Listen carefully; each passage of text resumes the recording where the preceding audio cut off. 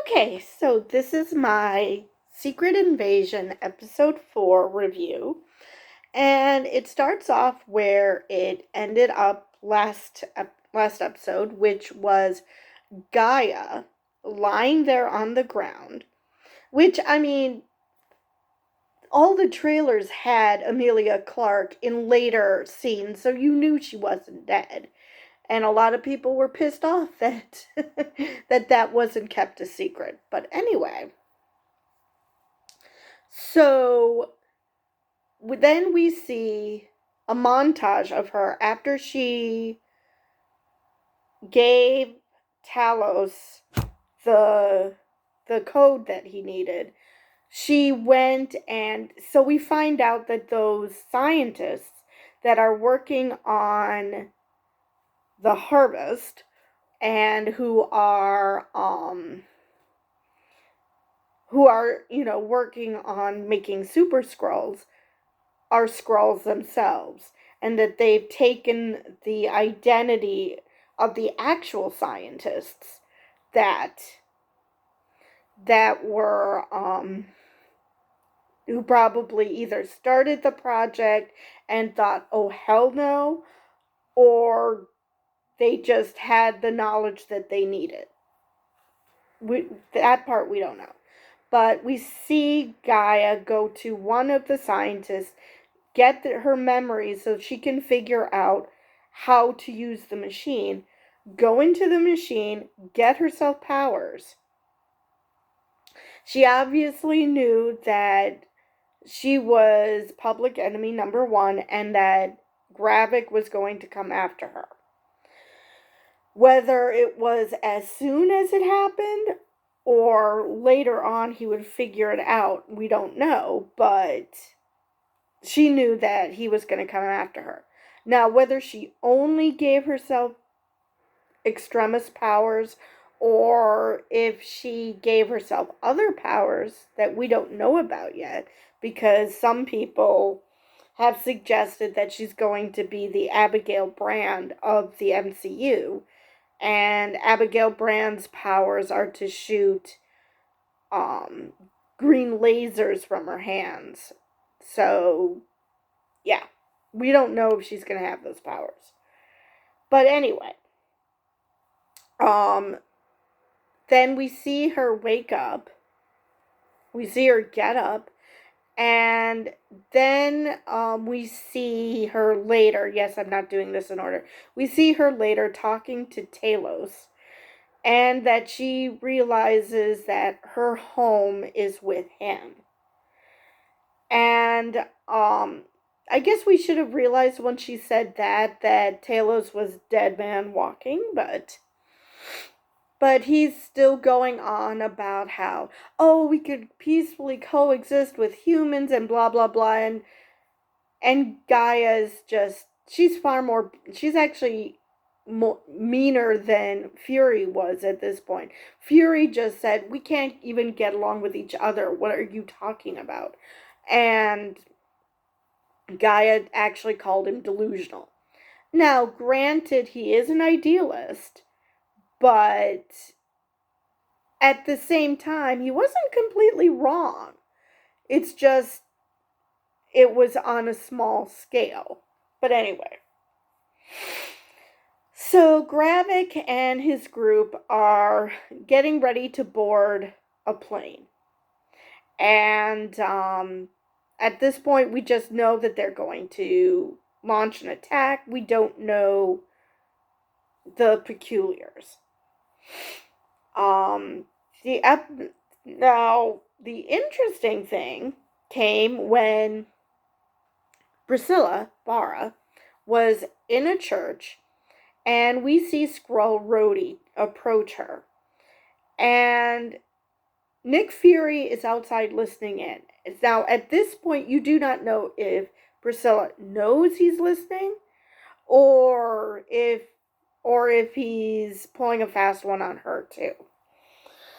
So apparently her job is to kill Nick Fury, which she's trying to plead with Skrull Rhodey that it's not necessary. He's washed up. He's an old man, which he's listening to this. And that's when I realized that she does not know that he's listening in, because that wounded him terribly.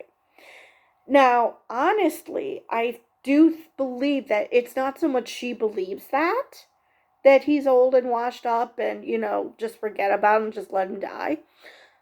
I think it was more so she was trying to convince Skrull Rhodey that he isn't a threat, because she didn't want to kill him.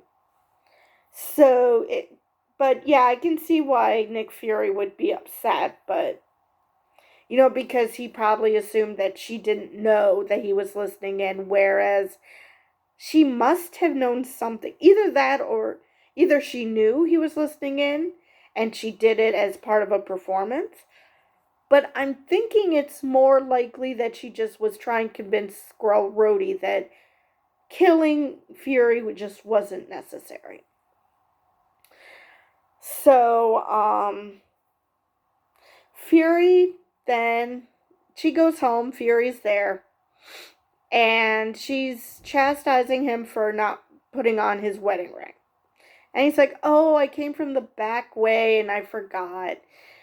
And no, it's not. I honestly wondered if he didn't put something in her tea. And I'm not completely convinced, based on what happened with Skrull Rhodey, I'm not completely convinced that he didn't put something in the tea as a tracker or something, because, well, he's totally paranoid and you can't really blame him. I mean, he's mentioned before that the last time I trusted somebody, I lost an eye. That somebody turned out to be a flurkin, sorry. So that tells you that he doesn't completely trust his wife. So it's entirely possible that he put a tracker inside of her. I wouldn't be surprised at all. So, they talk, and Fury basically tells her, yeah, I know that you were sent to kill me by Gravik and Skrull Rhodey, and there was he repeated a poem to her, and they recited the poem together. The same poem that she told him in 2012, that she just wants to be his beloved. And so they shoot at each other. Now, I don't think it was that they actually meant to hit each other. I mean, obviously they didn't, because they totally missed. Because from that distance, especially as trained as they are, they wouldn't have missed. So I'm thinking it's just to, in case Skrull Rhodey comes to visit, or Gravik comes to visit, that Priscilla can say, I tried. You can see the bullet holes. I tried. And Fury tried to kill me as well, and, you can see what happened. And, because Fury even said that, they're gonna come after you. And she's like, yeah, I'm a big girl, I can take care of myself. So, she explained who Priscilla, the real Priscilla, was, and why she took her form. Now, we know that if attached to a machine, Skrulls can take a person's memories. She died in the hospital. There was no talk about whether she took her memories. So when she asked Fury, would you have loved me if I wasn't Priscilla? And his response was, we'll never know. Fury doesn't strike me as the kind of person who is shallow and who only cares about looks. So, if it's true that she never took Priscilla's memories, then the person Fury fell in love with was Vara. But since she was um, playing a part for Priscilla's parents, I'm going to say that she must have taken her some of at least some of her memories, if not all of them, because how else could she properly fool her parents? But either way, that was kind of a sad moment for Priscilla, for Vara, because all Vara wanted was to be loved by Fury, and Fury still loves her, no doubt. But this nagging question of whether, if she never had turned into Priscilla, never took on her memories, if Nick Fury would have felt the same way about her. And considering how invested he is in the Skrulls, he's friends with Talos, he's, you know, a part of, he understands Skrull culture, he's really a part, wants to learn about Skrulls. I'm going to say he probably would have fallen in love with her. Maybe it would have been different because he wouldn't have that visual, that human visual to work off of. But I think that he would have. Because again, it's the personality of Vara more so than her looks. Even though she's obsessed with, looking in such a way that would be pleasing to Fury, she, I don't think that that's the reason Fury fell in love with her. It's who she is, not what she looks like. And she sent home the message that she has no intention of actually hurting Fury, Nick trying to kill him, because she promised this Priscilla 3 things. That she would continue the ruse around her parents so they would never know that she died. Oh shoot, what was the second thing? But the third thing was that she wouldn't hurt Fury. So, that basically tells you, yeah, I never intended to kill you. I never was going to go through with that. Just because Skrull Rhodey wanted me to. And then Fury goes to visit Skrull Rhodey, who has just taken a shower. And it turns out that he is a she, a female Skrull, is pretending to be Rhodey. Now, I have heard specifically from Emergency Awesome that his belief that Soren is still alive. Because it's interesting that they kept mentioning Soren's memory up until the time Skrull Rhodey appeared. Suddenly, no mention of Soren. So, what if Skrull Rhodey is Soren? And that she faked her death. So, it's not that Talos was lying to Gaia about her mother being dead. He probably honestly believed she was dead. But what if she isn't and she drank Gravik's Kool-Aid? Maybe she started off as infiltrating the group as a mole, and all of a sudden she started believing what Gravik was saying. So what if she faked her death so she could happily continue on with this ruse? And that now the question becomes, how is she going to react to what happened with Talos? So Skrull Rhodey walks into his living space, and Fury is sitting there. And I'm so glad that except for that initial Priscilla saying that he's an old man, don't worry about him, which I still think was just for Skrull Rhodey's benefit to try to convince him that you don't need to kill Fury. This episode, nobody brought up the fact that he was a washed up old man. because he proved in every way, shape, and form that he isn't a washed up old man. Old man, yes. Washed up, not in the slightest. So obviously, it took him a second to get his bearings, but for the most part,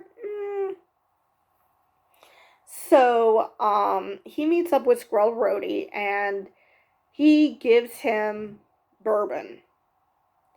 So Squirrel Rhodey's like, "Is this poisoned?" And Fury, I just love it. He told the truth, but he said it in such a way that it was a joke, and Squirrel Rhodey didn't believe him. So he joked that there are nanobots, which wasn't completely a lie because he did have a liquid tracker in the bourbon.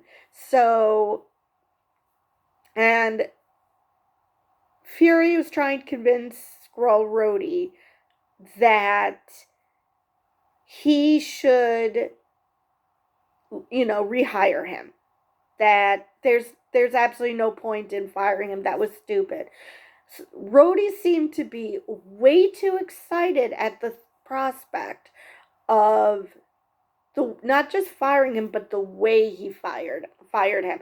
And he's going with all these wrestling references. And yeah, so unlike Rhodey. So more and more, Rhodey is becoming less Rhodey like. As if to, hammer home this idea he that this person is not Rhodey, and that because of all that's happening, Rhodey is having a hard time. The person portraying Rhodey is having a hard time keeping up the ruse.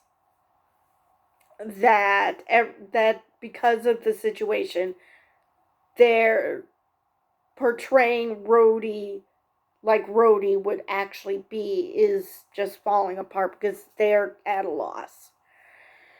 But anyway, or either that, or if it is Soren, she's just super excited that she pulled one over on Fury, the great Nick Fury. So that's a possibility too. But anyway, so Rhodey just points out that, oh, look at that. Nick Fury is killing Maria Hill. And he's like, that was Gravik. Yeah, you keep talking about these aliens, blah, blah, blah. And, yeah, it was just so over the top that, yeah, I think that it's either that or because Nick Fury mentioned that there's a Skrull close to the president, closer to the president than the way they're sitting now. Maybe that was just the Skrull's hint that, yeah, he knows you're a Skrull. You might as well just admit it. So this is Skrull Rhodey kind of admitting it without actually admitting it. I guess that's a possibility, but I think that just the pressure of all of this and the excitement of taking down Fury is just playing with this Skrull's ability to properly pretend to be Rhodey. But anyway, so Fury leaves because Skrull Rhodey mentions that he has copies of this. It's not just this one tape. So he's using that as leverage over Fury. And so Fury goes to the car and Talos is there, and Talos is admiring the liquid tracker. So they use it to follow the presidential motorcade. Rhodey went to meet the president, and the president, points out that he smells like bourbon. He smells like booze, and the Rhodey was like, I don't know what you're talking about. It's like, dude, do you not know that you can smell alcohol? I mean, it's not it's not like just because it does you can down a bottle and it doesn't affect you doesn't mean people won't know you had booze. So, they go off in the motorcade and the motorcade gets attacked by Russians, which of course is Gravik and his group pretending to be Russians. And so they're fighting, and Fury and Talos are not far behind, and their only mission is to save the president. So, I don't know. I'm pretty sure that there are photos of Gravik, in Moscow Square where that attack took place. I'm pretty sure that at some point somebody saw him, but apparently not. So, while everybody's fighting and Fury is, being a badass, but Talos' job is to get to the president. At first, Fury tried, but Talos is like, let me do it. So then they shoot Talos. But I just love it. Pagan and Gravik are like, oh, Fury's here. And, it wasn't like, it wasn't exactly fear. It was just a matter of fact thing that Fury's here. As if, that I don't know if that was according to plan or if they were just not surprised that Fury would be there, but that they didn't pay it any mind. But they see Talos trying to open the window to get the president out, and they shoot him. They mortally wound him because he starts turning back into a Skrull. One of the fighters was freaked out that it's an alien and they was going to shoot the alien because he's obviously attacking the president. Fury, assures him that Talos is with him. It's fine. So he takes care of that, which I've got to just love this idea of, oh, someone who looks different. Let's shoot first and ask questions later. I realize you want to protect the president, but, maybe find out that there's danger first before you do. So, they get the president out.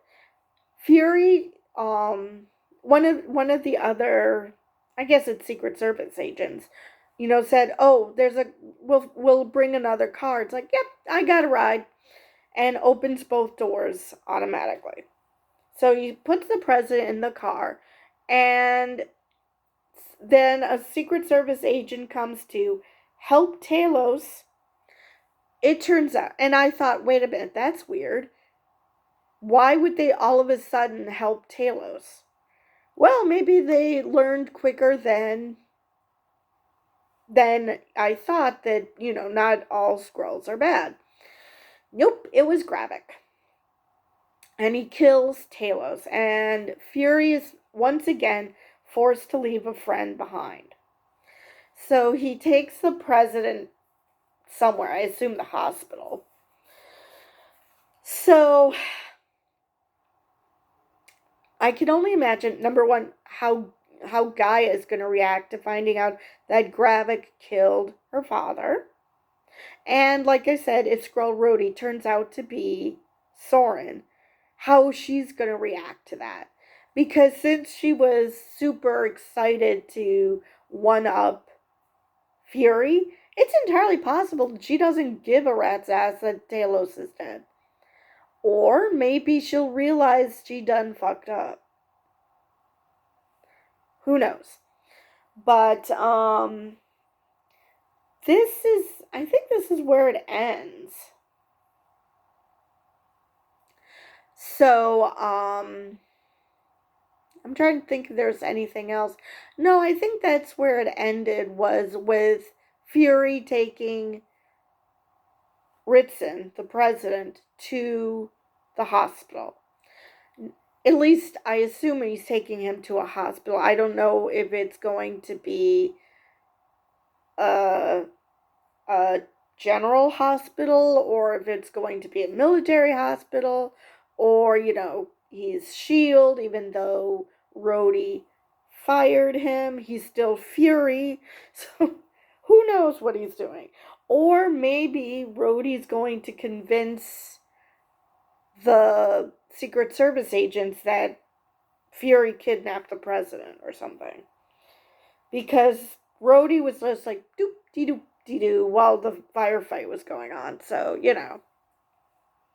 it's entirely possible he'll convince the Secret Service that they should not have let Fury do what he did. Because we do see previous trailers where all the Secret Service agents are pointing a gun at him. So, and Rhodey's saying that he's the most wanted man in the US. So yeah. Yeah, I'm curious. Number one, if they're going to finally drop the pretense of Fury not knowing that Rhodey is a Skrull. I hope we find out, when did Skrull Rhodey become, when was the regular Rhodey, the real Rhodey, taken? Let's see. I wonder how the girls take it, Gaia, and if that truly is Soren, how she's gonna take Talos's death. Let's see, what other questions do I have? And if it's true that Gaia is going to become the Abigail Brand of this universe, because she did ask her father, don't you want to be able to live in your skin? And living on the Saber space station would be the best way to do that, because, nobody's going to care that there's a Skrull there. I mean, I'm sure everybody there already is familiar with Skrulls, if they aren't Skrulls themselves to begin with. So, and in the comics, Abigail Brand is in charge of the Sword space station. So it would make sense. So there's 2 episodes left. So a lot to deal with in these last 2 episodes. Let me see. Yeah, this was the shortest episode of the series. I don't know if the other 2 are going to be longer, when we're going to get a post-credit scene, if it goes in the tradition of other Marvel projects, Marvel TV shows. The last 2 should have post-credit scenes. Definitely the very last episode, if not the second to last as well. So, I believe I've covered everything of this episode, and I will see you guys in the next one.